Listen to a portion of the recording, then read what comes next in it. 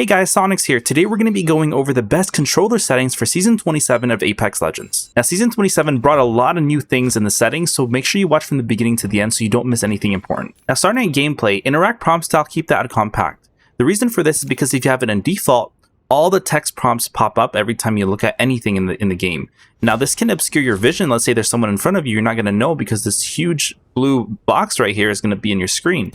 Keep that on off, and it's going to make everything much neater. The next thing is you want to keep button hints off, crosshair damage feedback off, and then you want to keep damage numbers to stacking. The reason why this is very important is because it keeps your UI very clean when you shoot your opponents.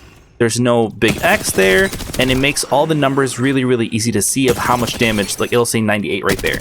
You know, if you have the different options, it'll like say 14 like 14 14. It'll say a bunch of 14s. It won't add it for you, so you won't know how much damage you actually end up doing to the enemy. So keep that one to stacking. Enemy health bar enabled, ping opacity to default, enemy highlight enabled, obituaries on, minimap rotation off. Weapon auto cycle on empty, keep that on just in case your weapon is depleted of ammunition. It'll automatically swap to the next one. Always sprint to on. It just ensures you to kind of being able to do more movement techniques like the quick slide. You know, you're able to perform much faster movement. The wall bounce, pretty much a lot of the different movement techniques rely on always sprint to be on. Now, auto run, you want to keep that on off. Now for jetpack / glide control, you want to keep that on hold. Now the reason for this is specifically for Valkyrie, and this means that whenever you use your jetpack, you're just holding your jump. And then when you want to stop, you just simply let go.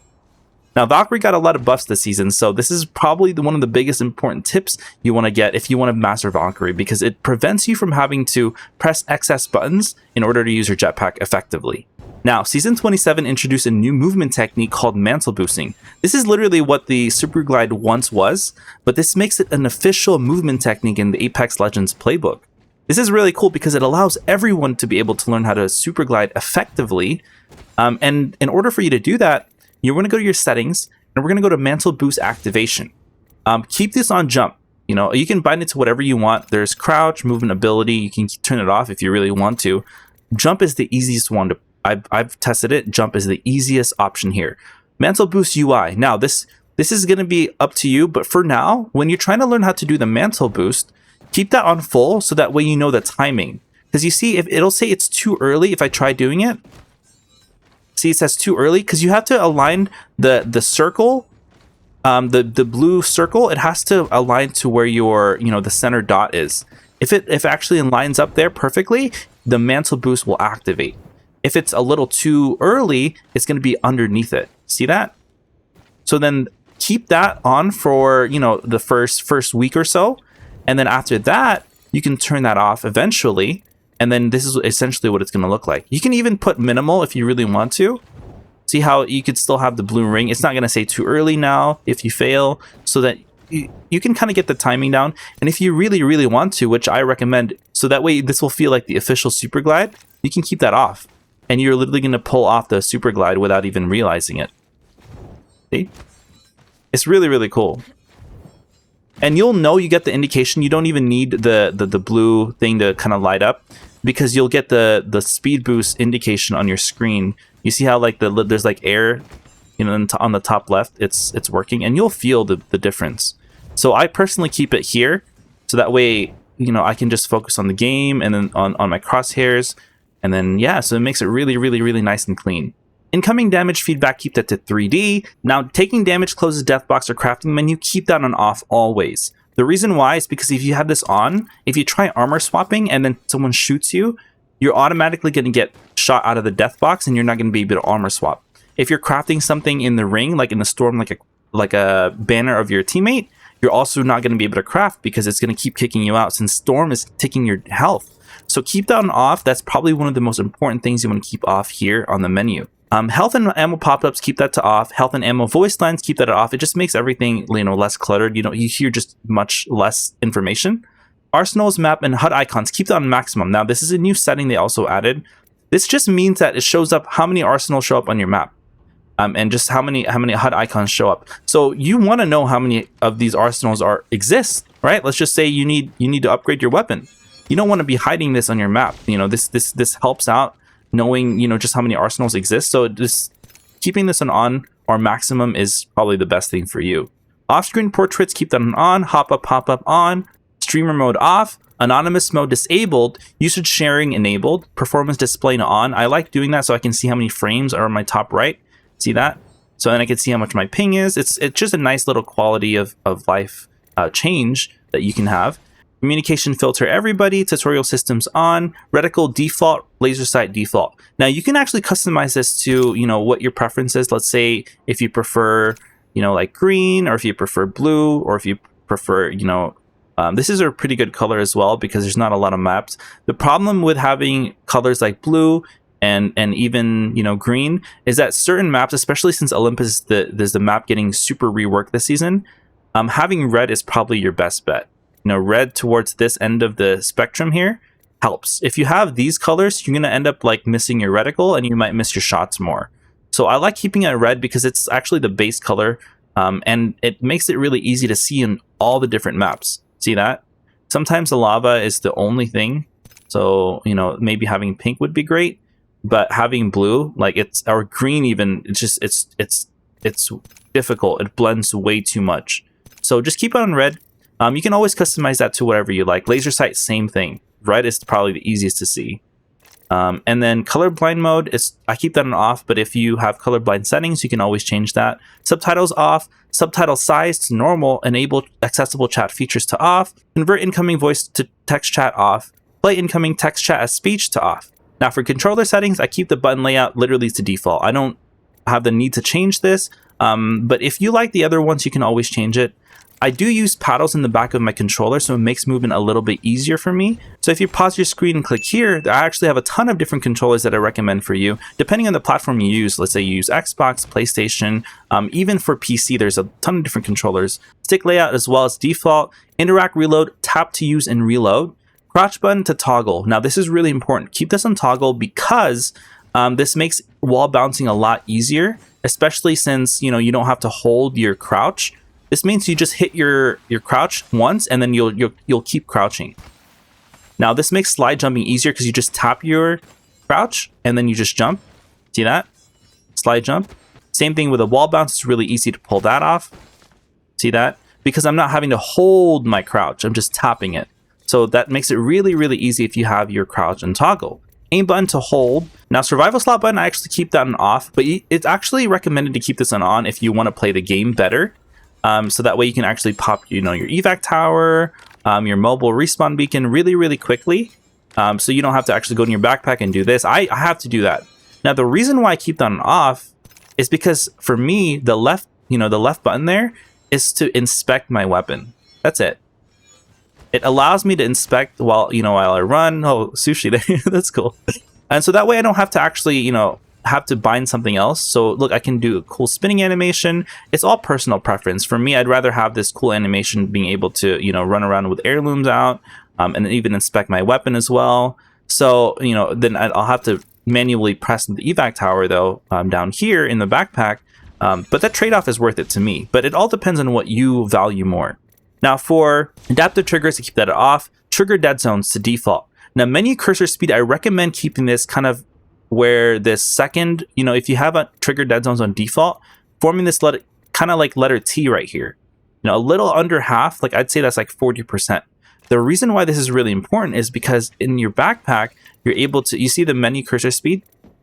This allows you to get rid of stuff really, really quickly if you need to, but not too fast where you're actually going to drop your armor, right? But the reason why this is like probably the most important thing is for shield swapping. Let's just say that your menu cursor speed is all the way to the bottom, right? You're trying to armor swap. Look how long it takes you to actually get anything in your backpack. It's going to take you years to get this shield core right here, which by the time you're eventually going to get your cursor there, you're probably dead. Especially if there's a lot of different stuff here in the backpack, right? Let's say your menu cursor speed is all the way maxed out. Oh, you might miss it. Now you might grab the mag by accident. You see the problem there? It's too fast. I noticed having it here in this little T section around the 40% mark is the sweet spot for me to armor swap really quick. See that? So like I'm able to get my cursor over there. I'm not going to shield swap yet. I just want to show you guys. And before you know it, you're going to build the muscle memory to shield swap really quickly. So, having it there is probably the most important thing. You can always mess around, like I said, but having it at least 40 to 50 to 60% is probably going to be your best bet. Now, look sensitivity, I keep that on 4, and look sensitivity for ADS, I keep that on 2. In my previous video, I like having it on 4.3, but I noticed with 4.3, for me personally, I might not control the recoil as well as here. Let's take off the barrel stave so that way you guys really see. Let's just try to shoot this guy. I might see I'm kind of missing a lot of my shots because 3 is a little still too fast when I ADS. I notice when I keep this on 2, which I recommend for a lot of you, you'll notice your aim tightens a lot more, and it makes it a little bit easier to shoot your shots.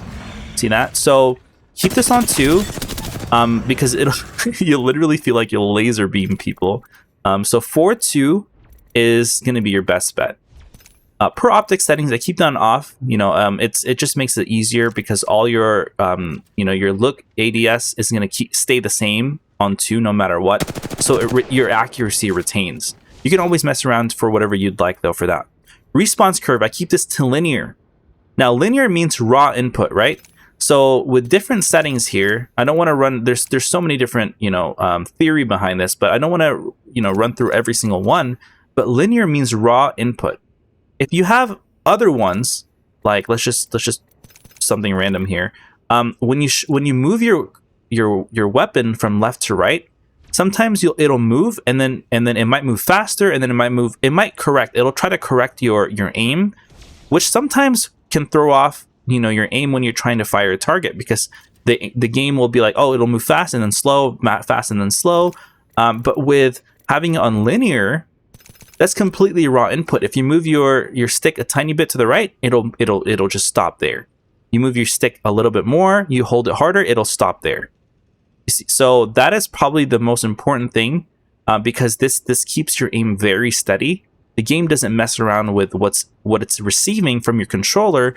It just keeps everything raw. So this is really probably the most important thing here. 4.2 linear. If you have these settings, you're absolutely going to fry everyone in the lobby.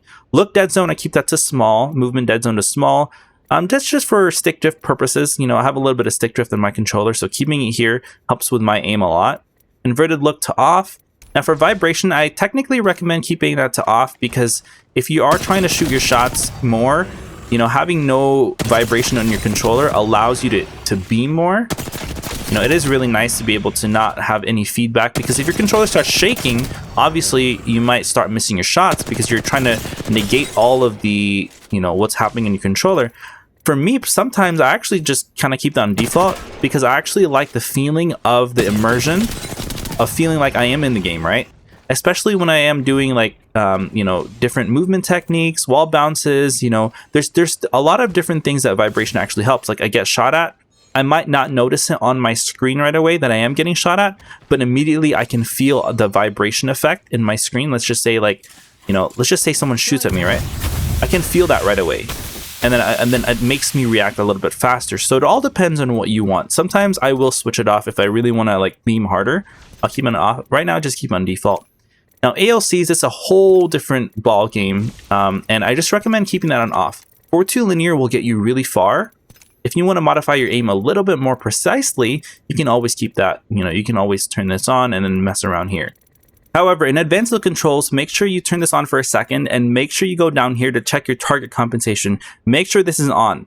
Now you can even see in the right hand side it says disabling. This is not recommended. This is your aim assist. You want to make sure you keep this on, because this is probably going to be the most important thing. If you're not hitting your shots, this might be off. That's your main reason right there. You want to turn off custom look control, so that way any of these settings don't bleed over. But make sure that this is set to on, okay? So this just makes your beams a lot harder, and you'll notice if I actually you see how the aim slows down when I'm going to the opponent right there. I'm not slowing it down itself; it's just slowing down naturally. That's your aim assist kicking into effect. Okay, so make sure that's kept to on. You're probably like, wait, I just turned this off, the custom look controls. Well, it actually means that all these settings right here are going to turn off, but these settings still stay on. I don't know why it's set here in the ALCs. It's really weird. I wish they had this in a separate UI. But turn this off. Even if you have these on, they'll still stay on no matter what. right? So don't worry about that. Now for video, I recommend full screen. I do 16:9 for my aspect ratio. Resolution, I like playing on 1440. Brightness, I keep that 55%, so it's not too bright. Field of view, this is really important. 110 is the sweet spot, right? You don't want to be playing at 70, because look how zoomed in I am. I can't see what's around me. 110, I like just playing max. You know, some people recommend, 100, maybe 90. But 110, I could see around me a lot easier, so that way I don't accidentally get fried by someone that's standing next to me. FOV ability scaling, I keep that to disabled. And then sprint view shake minimal. These two help you, so that way not a lot of stuff happens in your screen that can accidentally, like with Octane, whenever you use a stim, your screen will zoom out. That prevents all this from happening. And then when things start, moving a lot, your screen's gonna shake. You just want things to be stable. So these two settings, FOV ability scaling disabled, sprint view shake minimal, that helps everything out. UI layout, I like to keep it out in auto. It just makes it a little bit easier for me because it just auto configuration to my current device. Now advanced settings, these are all personal preference. I like to keep everything on high settings because I like to be able to see. I mean, look at the sun, look at everything here. It's just for recording purposes. You can always keep that to lower to whatever your device has, so that way you're not having to play in like 30 frames. You can always keep everything to low. For audio, now this is a really big thing because Season 27 has a lot of new audio changes. Master volume, I recommend keeping that 100%, obviously, so that way you can hear everything in the game. Now output device, whatever you're using. Now audio mix. Focus is, please, for everything that, if you watch this video, and the most important setting in terms of audio, focused mix, okay? The reason why, because focus focuses more on combat audio, especially for movement. Now original is the old, you ever like, oh, where's the footsteps? I couldn't hear that guy. It's coming up behind me. That's original mix. Focus mix, that's specifically to heighten footsteps when there's abilities happening, when someone's crawling up behind you. There's like 5 different changes to audio in Season 27. I made a whole video right here. If you click here in the top right, and it shows you all the different cool changes they have. But essentially, this just makes audio a lot stronger, and you're gonna notice like, wow, I can actually hear stuff that's happening. So keep that in focus. There's no point in having this in original unless you really like the old way, but you probably don't. Keep that in focus. Output configuration, whatever you use as your headset or something like that. Now voice chat preference, I like keeping that to push to talk. I notice with players sometimes it's hard to hear, so I keep this at like around 125%. Sound effects, I keep these both at like 50% for the dialogue and sound effect. Music volume, lobby, I don't like clutter. Like I said, 0% for both. So those are the best controller settings for Season 27 of Apex Legends. Now click here if you want to learn who the best Legends to play this season and who you should be running. This season introduced a new meta change, and I kind of went through all the patch notes and I broke everything down in a really, really easy way for all of you to understand. And I've just basically ranked all the Legends from, worst to best. So it would be awesome if you guys check this video out. Thank you all so much. Have an awesome day.